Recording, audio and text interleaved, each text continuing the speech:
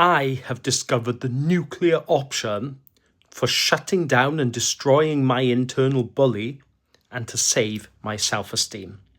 So, like many of you, I suffer from quite low self-esteem and everything that I have since I can remember when I was a child. And I always used to put it down to a lack of confidence. And you'd read everything about confidence in regards to books and courses, and they'd say like, oh, the more you do, the more confident you'd get. But the thing is that confidence is something that comes after self-esteem.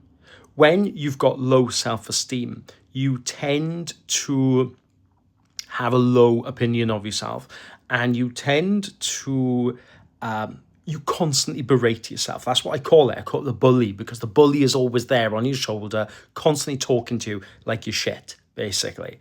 And I basically tried to figure out how to deal with this for a long time, and I discovered a method that basically just obliterated it in many ways, and it's working. And I want to share it with you. And that is the Socratic questioning reframe. So what you'll usually read about about self-esteem and improving it is a reframing process that's usually used in cognitive behavioral therapy. And it goes something along the lines of, you become aware of the negative belief or thought, you then gently stop yourself, and then you'll reframe it with a more positive thought.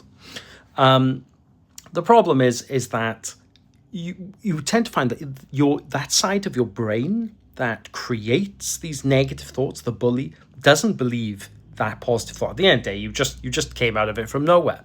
So I've got the Socratic questioning method, and that is where I will sit down either with voice or on paper or Notion, whatever, and I will actually I will write down the negative belief I have, and then I will start asking that side of my psyche questions to explain its thinking. So it has to then move into the realms of logic to explain its negative thinking. And what I find is that slowly that side of my brain, and again, I'm not too sure if it might just be something fake that I'm doing with myself, but slowly over maybe a few questions, that side of my brain will start to realize that its belief is false. And I have started to do this because instead of me trying to force a new belief on that side of my brain, I'm allowing it to find its own new belief. And I'm slowly just stepping up from the really bad negative belief to a new belief, a new positive belief with Socratic questioning.